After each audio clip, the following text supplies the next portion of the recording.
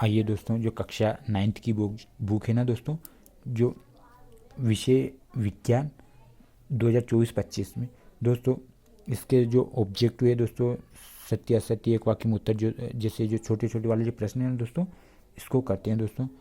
फिर आपको अगले वीडियो में दोस्तों इसके बड़े वाले जो दीर्घ उत्तरीय प्रश्न है ना दोस्तों, वो करवाए जाएंगे। ठीक है दोस्तों, आपको दोस्तों ये वाली जो बुक है ना दोस्तों, ये आपको कंप्लीट करवाई जाएगी दोस्तों। आपको एक एक वीडियो सीरियल वाइज देख लेना दोस्तों। आपको जैसे वीडियो के ऊपर दोस्तों आपको वहाँ विषय लिखा होगा दोस्तों, और विषय के बाद में दोस्तों जिस भी चैप्टर 1, चैप्टर 2, अध्याय 1, 2, 3 के और उसके पार्ट का नाम लिखा होगा दोस्तों, तो आपको ध्यान से सभी वीडियो को देख लेना है दोस्तों।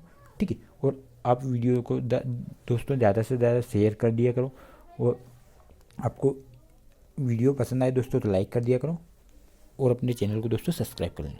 ठीक है दोस्तों, अब वीडियो स्टार्ट करते हैं। ठीक है दोस्तों, अध्याय 1 का ये, ठीक है दोस्तों, तो अध्याय 1 जो है ना दोस्तों, कि हमारे आसपास के पदार्थ है। ठीक है दोस्तों, अध्याय 1 हमारे आसपास के जो पदार्थ है ना दोस्तों, उसके बारे में दोस्तों जो सही विकल्प है पहले वो करवाए जाएंगे दोस्तों। ठीक है, पहला प्रश्न है दोस्तों कि पदार्थ की कितनी अवस्थाएं होती है। तो दोस्तों पदार्थ की 3 अवस्थाएं होती है, ठोस, द्रव्य और गैस। ठीक है दोस्तों, देखो पदार्थ की किस अवस्था में कणों के मध्य न्यूनतम रिक्त स्थान होता है दोस्तों। तो किसके मध्य होता है दोस्तों, जो ठोस होते हैं ना दोस्तों, उसके अणु पास पास होते हैं ना तो वहाँ रिक्त स्थान नहीं होता है दोस्तों। ठीक है, तीसरा प्रश्न है कि पदार्थ की किस अवस्था में किसी वस्तु का एक निश्चित आकार, स्पष्ट सीमाएं एवं नगण्य संपीड़िता होती है दोस्तों। तो दोस्तों किस में होती है दोस्तों, ठोस में होती है। कि पदार्थ की वह अवस्थाएं जिसमें द्रव का आकार नहीं परंतु आयतन निश्चित होता है, तो दोस्तों उसको क्या बोलते हैं, द्रव बोलते हैं। क्या बोलते हैं दोस्तों, उसको द्रव। ठीक है दोस्तों, ठीक है। अगला प्रश्न है कि न्यूनतम विसरण का गुण पाया जाता है दोस्तों। तो न्यूनतम विसरण का गुण किसमें पाया जाता है दोस्तों, जो ठोस होते हैं ना उसमें पाया जाता है। कि गैसों के किस गुण के कारण उन्हें सिलेंडर में भर के रखा जा सकता है। दोस्तों जो गैस है ना दोस्तों, संपीड़ितता, सिलेंडर होते हैं दोस्तों, उसमें संपीड़ितता के कारण उस सिलेंडर में भर के रखा जा सकता है। ठीक है दोस्तों, दूसरा प्रश्न है कि रिक्त स्थानों की पूर्ति कीजिए। पहला प्रश्न है दोस्तों कि जिस न्यूनतम ताप पर ठोस पिघलकर द्रव बन जाता है वह इसका कहलाता है दोस्तों। क्या कहलाता है दोस्तों, इसका गलनांक कहलाता है। क्या कहलाता है दोस्तों, इसका गलनांक। ठीक है, गलनांक।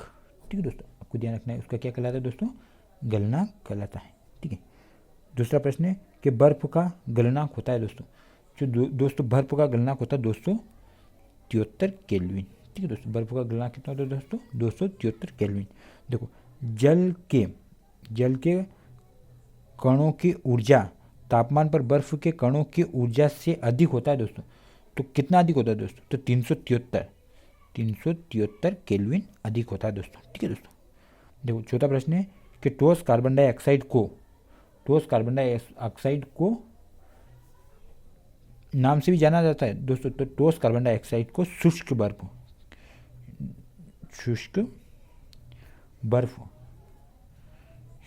के नाम से जाना जाता है। ठीक है, पांचवा प्रश्न है दोस्तों कि क्वथनांक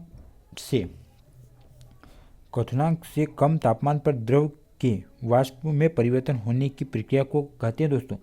तो उसको क्या बोलते हैं, वाष्पीकरण। ठीक है दोस्तों, वाष्पीकरण कहा जाता है। तीसरा प्रश्न है दोस्तों कि निम्नलिखित प्रश्नों के उत्तर एक शब्द या वाक्य में दीजिए। ठीक है, पहला प्रश्न है दोस्तों कि जल का गलनांक केल्विन पैमाने पर कितना होता है दोस्तों। दोस्तों जो जल का गलनांक है ना, केल्विन पैमाने पर होता है दोस्तों 273 केल्विन।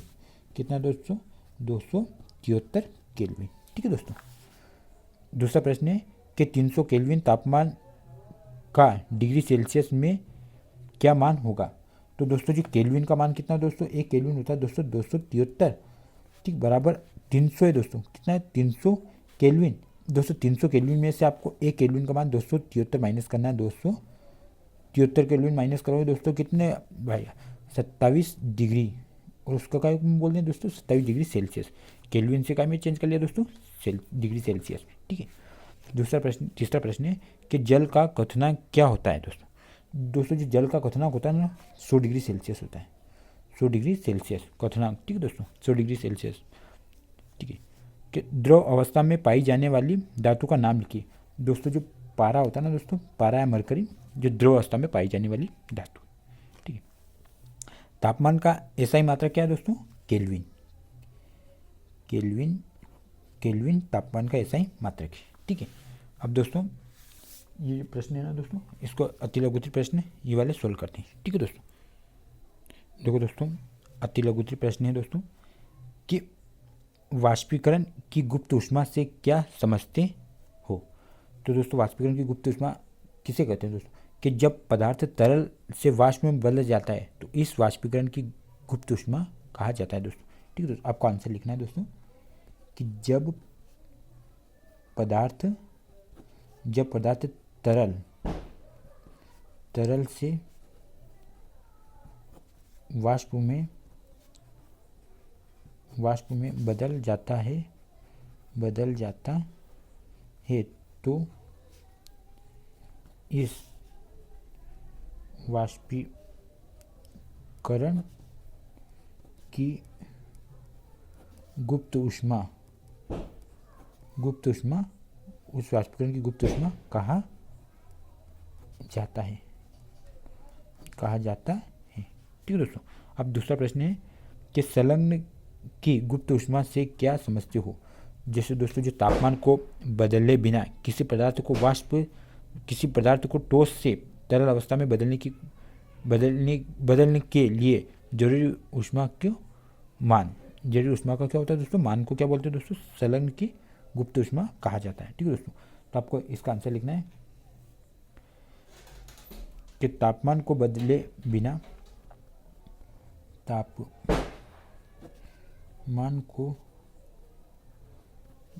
बिना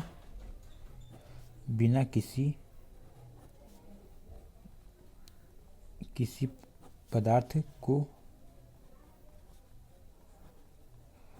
ठोस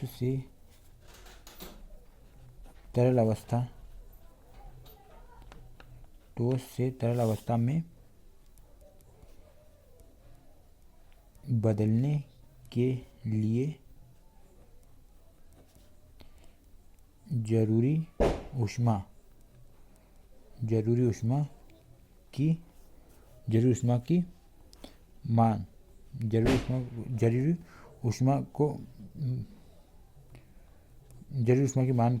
मान को संलग्न की गुप्त ऊष्मा कहा जाता है। ठीक है दोस्तों, संलग्न की गुप्त ऊष्मा कहा जाता है।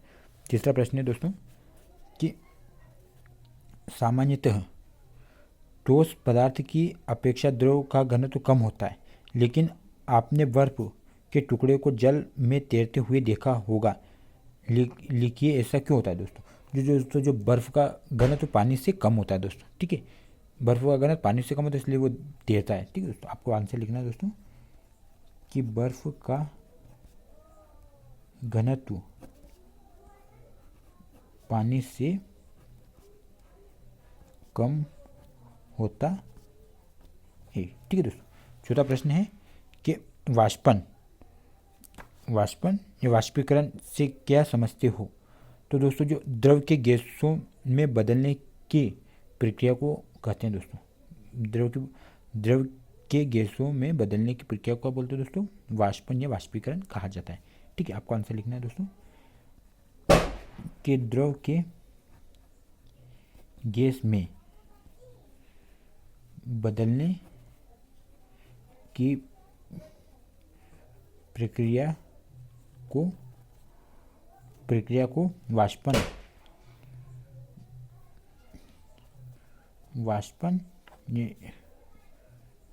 कहा जाता है। वाष्पन या वाष्पीकरण कहा जाता है। ठीक है दोस्तों। पांचवा प्रश्न है कि ऊर्ध्वपातन को परिभाषित कीजिए, उदाहरण भी दीजिए। ठीक है दोस्तों, ऊर्ध्वपातन किसे बोलते हैं दोस्तों? जो किसी पदार्थ का ठोस अवस्था से सीधे गैसीय अवस्था में बदलने की प्रक्रिया को क्या बोलते हैं दोस्तों? ऊर्ध्वपातन। ठीक है दोस्तों, आपको आंसर लिखना है दोस्तों कि किसी पदार्थ का ठोस अवस्था से सीधे गैसीय अवस्था गैसीय अवस्था, सीधे गैसीय अवस्था में बदलने की प्रक्रिया को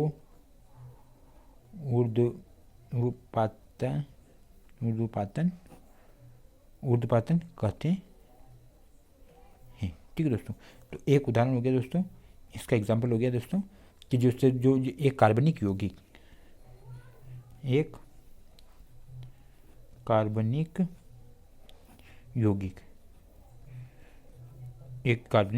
दोस्तों जो ऊर्ध्वपातन के अंतर्गत आता है। ठीक है दोस्तों, छठा प्रश्न है दोस्तों कि गलनांक को परिभाषित कीजिए। तो दोस्तों जो गलनांक किसे बोलते हैं कि किसी पदार्थ का वह निश्चित तापक्रम जिस पर कोई पदार्थ गलने लगता है। ठीक है दोस्तों, जिस पर कोई पदार्थ गलने लगता है उसको क्या बोलेंगे दोस्तों, उसका गलनांक कहते हैं। तो आपको आप आंसर लिखेंगे दोस्तों अपन कि किसी पदार्थ का वह निश्चित तापक्रम